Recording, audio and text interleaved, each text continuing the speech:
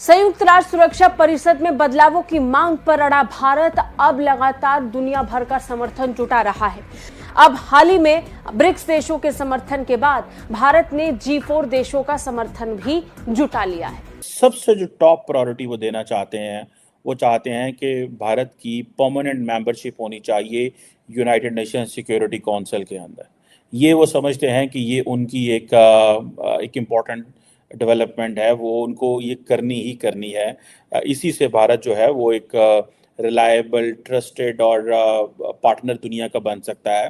संयुक्त राष्ट्र सुरक्षा परिषद में भारत को स्थायी सदस्यता मिलनी चाहिए, ये बात अमेरिका कह चुका है और अब अमेरिका के बाद ये बात कह दी है फ्रांस के राष्ट्रपति एमेनुएल मैक्रोन ने। एमेनुएल मैक्रोन ने कहीं और नहीं बल्कि संयुक्त राष्ट्र के मंच से ये बात कही और पूरी दुनिया में इस बयान के आने के बाद से हड़कंप मच गया है। बिल्कुल हालात इसी सूरत-हाल के माज हैं और ये क्लियर कट है कि G4 ममालिक की काफी अरसे से कोशिश करें कि 6 परमानेंट रिप्रेजेंटेटिव होने चाहिए। 2 अफ्रीकी ममालिक भारत, जापान, ब्राजील और ये 4 ममालिक जो हैं ये चाह रहे हैं, जर्मनी, ये चाह रहे हैं कि हमें परमानेंट रिप्रेजेंटेशन दी जाए। अगर भारत परमानेंट रिप्रेजेंटेशन हासिल कर लेता है इस्लामिक काउंसिल में तो उसके पास वीटो की पावर होगी और फिर हमें कश्मीर को भूल जाना पड़ेगा। बिल्कुल। हमारी सर्वाइवल के लिए हमने जो ग्रुप बनाया है यूनाइटेड फॉर कंसेंसस। अगर इंडिया जो है उसका परमानेंट मेंबर बनता है तो वो उनकी कॉम्पिटेंसी पे और जो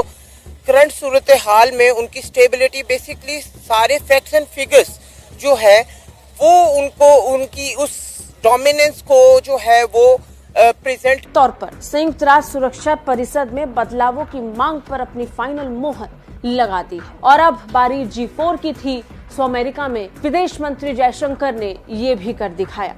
और इसके अलावा भारत की जो लीडरशिप है वो चाहती है कि उनका जो दुनिया का व्यू है वो ह्यूमन सेंट्रिक है। गो के वो कहते हैं ये दुनिया का व्यू ह्यूमन सेंट्रिक है, इसका मतलब ये है कि वो प्राइमरीली नॉन ट्रेडिशनल सिक्योरिटी को अहमियत देते हैं, ट्रेडिशनल सिक्योरिटी को अहमियत नहीं देते। लेकिन एक ये चीज़ याद रखें कि जो इस तरह का जो व्यू होता है उसमें फिर आप मिलिट्री बिल्डअप नहीं कर रहे होते, क्योंकि आप तो ह्यूमन सेंट्रिक चीज़ें देख रहे हैं, इंसानियत को जो आइडियलिज्म के ज़रिए चीज़ें देख रहे हैं। लेकिन वो आइडियलिस्टिक फॉरेन पॉलिसी तो है ही है, लेकिन असल में उनकी रियलिस्टिक फॉरेन पॉलिसी है which is based on the principles of realism. और वो कहते हैं जी हम दुनिया में कंसेंसस बिल्डर होंगे, हम दुनिया में ग्लोबल साउथ की आवाज़ बनेंगे। ये वो कहते हैं कि भारत जो है वो उसकी जो पोजीशन है ग्लोबल साउथ के अंदर वो इस तरह की होगी कि और वो सारी की सारी उसमें जिसे कहते हैं ना कि जो हिंदू वैल्यूज़ हैं, जो इंडियन वैल्यूज़ हैं, उसको वो लेकर के चलेंगे।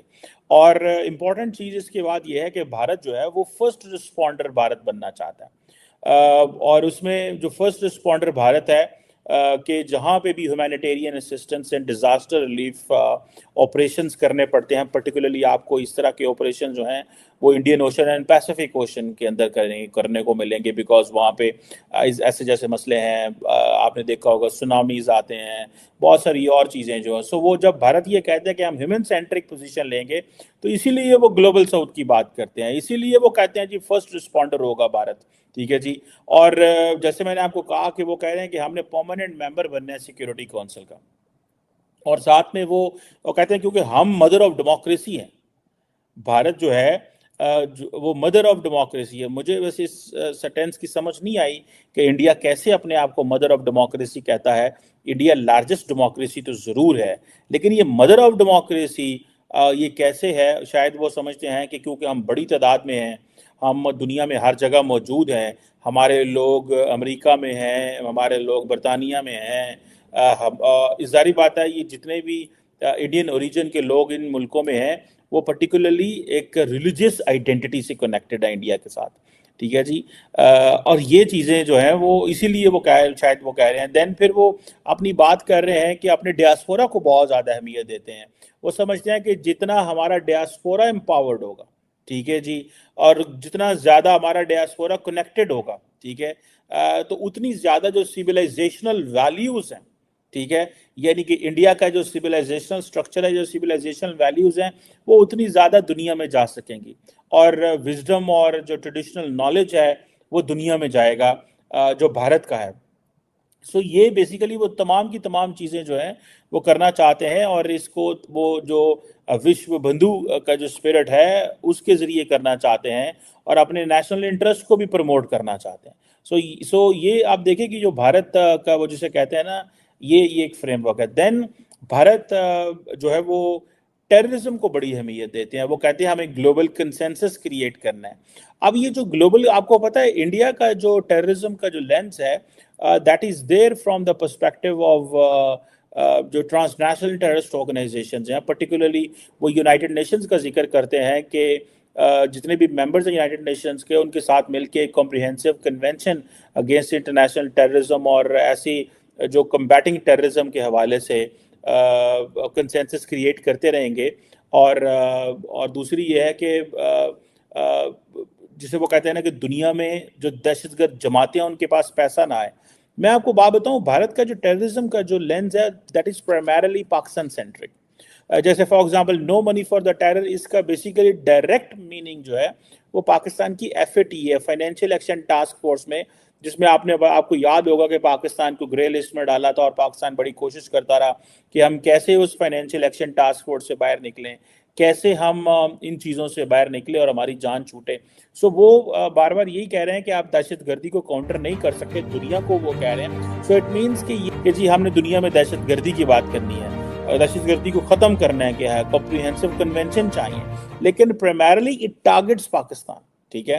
देन इंपॉर्टेंट चीज़ इसमें यह है कि जो नेबरहुड फर्स्ट पॉलिसी कहते हैं कि जी हम अपने trusted and responsible partners build करेंगे खित्ते के अंदर, जिसमें रीजनल कोऑपरेशन और स्टेबिलिटी एंड प्रॉस्पेरिटी। लेकिन इंपॉर्टेंट चीज़ ये है कि जो भारत की नेबरहुड फर्स्ट पॉलिसी है, इसमें रिसेंटली आपने देखा होगा कि इंडियन मीडिया इसमें जो थोड़ा आज़ाद इंडियन मीडिया है कदरे, वो इसको हाईलाइट कर रहा है कि नेपाल के अंदर जो कांग्रेस ग्रुप्स हैं दे आर गेटिंग तौर पर संयुक्त राष्ट्र सुरक्षा परिषद में बदलावों की मांग पर अपनी फाइनल मोहर लगा दी। और अब बारी G4 की थी, सो अमेरिका में विदेश मंत्री जयशंकर ने ये भी कर दिखाया। और इसके अलावा भारत की जो लीडरशिप है वो चाहती है कि उनका जो दुनिया का व्यू है वो ह्यूमन सेंट्रिक है। गो के वो कहते हैं ये दुनिया का व्यू ह्यूमन सेंट्रिक है, इसका मतलब ये है कि वो प्राइमरली नॉन ट्रेडिशनल सिक्योरिटी को अहमियत देते हैं, ट्रेडिशनल सिक्योरिटी को अहमियत नहीं देते। लेकिन एक ये चीज़ याद रखें कि जो इस तरह का जो व्यू होता है उसमें फिर आप मिलिट्री बिल्डअप नहीं कर रहे हो, क्योंकि आप तो ह्यूमन सेंट्रिक चीज़ें देख रहे हैं, इंसानियत को जो आइडियलिज्म के ज़रिए चीज़ें देख रहे हैं। लेकिन वो आइडियलिस्टिक फॉरेन पॉलिसी तो है ही है, लेकिन असल में उनकी रियलिस्टिक फॉरेन पॉलिसी है which is based on the principles of realism. और वो कहते हैं जी हम दुनिया में कंसेंसस बिल्डर होंगे, हम दुनिया में ग्लोबल साउथ की आवाज़ बनेंगे। ये वो कहते हैं कि भारत जो है वो उसकी जो पोजीशन है ग्लोबल साउथ के अंदर वो इस तरह की होगी कि और वो सारी की सारी उसमें जिसे कहते हैं ना कि जो हिंदू वैल्यूज़ हैं, जो इंडियन वैल्यूज़ हैं, उसको वो लेकर के चलेंगे। और इम्पॉर्टेंट चीज़ इसके बाद ये है कि भारत जो है वो फर्स्ट रिस्पॉन्डर भारत बनना चाहता है। और उसमें जो फर्स्ट रिस्पॉन्डर भारत है कि जहाँ पे भी humanitarian assistance and disaster relief operations करने पड़ते हैं, पर्टिकुलरली आपको इस तरह के ऑपरेशन जो हैं वो Indian ocean and Pacific ocean के अंदर करने को मिलेंगे, बिकॉज वहाँ पे ऐसे जैसे मसले हैं, आपने देखा होगा सुनामीज आते हैं, बहुत सारी और चीज़ें जो हैं। सो वो जब भारत ये कहते हैं कि हम ह्यूमन सेंट्रिक पोजीशन लेंगे, तो इसीलिए वो ग्लोबल साउथ की बात करते हैं, इसीलिए वो कहते हैं जी फर्स्ट रिस्पॉन्डर होगा भारत। ठीक है जी। और जैसे मैंने आपको कहा कि वो कह रहे हैं कि हमने परमानेंट मेंबर बनना है सिक्योरिटी काउंसिल का, और साथ में वो कहते हैं क्योंकि हम मदर ऑफ डेमोक्रेसी हैं, भारत जो है वो मदर ऑफ डेमोक्रेसी है। मुझे वैसे इस सेंटेंस की समझ नहीं आई कि इंडिया कैसे अपने आप को मदर ऑफ डेमोक्रेसी कहता है। इंडिया लार्जेस्ट डेमोक्रेसी तो ज़रूर है, लेकिन ये मदर ऑफ डेमोक्रेसी ये कैसे है? शायद वो समझते हैं कि क्योंकि हम बड़ी तादाद में हैं, हम दुनिया में हर जगह मौजूद हैं, हमारे लोग अमेरिका में हैं, हमारे लोग बरतानिया में हैं, ज़ाहिर बात है ये जितने भी इंडियन ओरिजिन के लोग इन मुल्कों में हैं वो पर्टिकुलरली एक रिलीजियस आइडेंटिटी से कनेक्टेड है इंडिया के साथ। ठीक है जी। और ये चीज़ें जो हैं वो इसीलिए वो शायद वो कह रहे हैं। देन फिर वो अपनी बात कर रहे हैं कि अपने डियास्पोरा को बहुत ज़्यादा अहमियत देते हैं। वो समझते हैं कि जितना हमारा डियास्पोरा एम्पावर्ड होगा, ठीक है जी, और जितना ज़्यादा हमारा डियास्पोरा कनेक्टेड होगा, ठीक है, तो उतनी ज़्यादा जो सिविलाइजेशनल वैल्यूज़ हैं, ठीक है, यानी कि इंडिया का जो सिविलाइजेशनल स्ट्रक्चर है, जो सिविलाइजेशनल वैल्यूज़ हैं, वो उतनी ज़्यादा दुनिया में जा सकेंगी और विजडम और जो ट्रेडिशनल नॉलेज है वो दुनिया में जाएगा जो भारत का है। सो ये बेसिकली वो तमाम की तमाम चीज़ें जो हैं वो करना चाहते हैं और इसको वो जो विश्व बंधु का जो स्पिरिट है उसके ज़रिए करना चाहते हैं और अपने नेशनल इंटरेस्ट को भी प्रमोट करना चाहते हैं। सो ये आप देखें कि जो भारत का वो जिसे कहते हैं ना, ये एक फ्रेमवर्क है। देन भारत जो है वो टेररिज्म को बड़ी अहमियत देते हैं। वो कहते हैं हमें ग्लोबल कंसेंसस क्रिएट करना है। अब ये जो ग्लोबल, आपको पता है इंडिया का जो टेररिज्म का जो लेंस है, that is there from the perspective of जो ट्रांसनेशनल टेररिस्ट ऑर्गेनाइजेशंस हैं, पर्टिकुलरली वो यूनाइटेड नेशंस का जिक्र करते हैं कि जितने भी मेंबर्स हैं यूनाइटेड नेशंस के, उनके साथ मिलके एक comprehensive convention against international terrorism और ऐसी जो कम्बैटिंग टेररिज्म के हवाले से कंसेंसस क्रिएट करते रहेंगे। और दूसरी ये है कि जिसे वो कहते हैं ना कि दुनिया में जो दहशतगर्द जमातें हैं उनके पास पैसा ना आए। मैं आपको बात बताऊं, भारत का जो टेररिज्म का जो लेंस है that is primarily Pakistan centric. जैसे for example no money for the terror, इसका बेसिकली डायरेक्ट मीनिंग जो है वो पाकिस्तान की FAT है, फाइनेंशियल एक्शन टास्क फोर्स में, जिसमें आपको याद होगा कि पाकिस्तान को ग्रे लिस्ट में डाला था और पाकिस्तान बड़ी कोशिश करता रहा कि हम कैसे उस फाइनेंशियल एक्शन टास्क फोर्स से बाहर निकलें, कैसे हम इन चीज़ों से बाहर निकले और हमारी जान छूटे।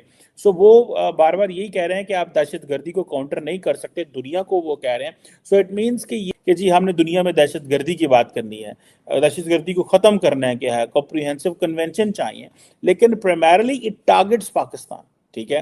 देन इंपॉर्टेंट चीज़ इसमें यह है कि जो नेबरहुड फर्स्ट पॉलिसी कहते हैं कि जी हम अपने trusted and responsible partners build करेंगे खित्ते के अंदर, जिसमें रीजनल कोऑपरेशन और स्टेबिलिटी एंड प्रॉस्पेरिटी। लेकिन इंपॉर्टेंट चीज़ ये है कि जो भारत की नेबरहुड फर्स्ट पॉलिसी है, इसमें रिसेंटली आपने देखा होगा कि इंडियन मीडिया इसमें जो थोड़ा आज़ाद इंडियन मीडिया है कदरे, वो इसको हाईलाइट कर रहा है कि नेपाल के अंदर जो कांग्रेस ग्रुप्स हैं दे आर गेटिंग क्लोज।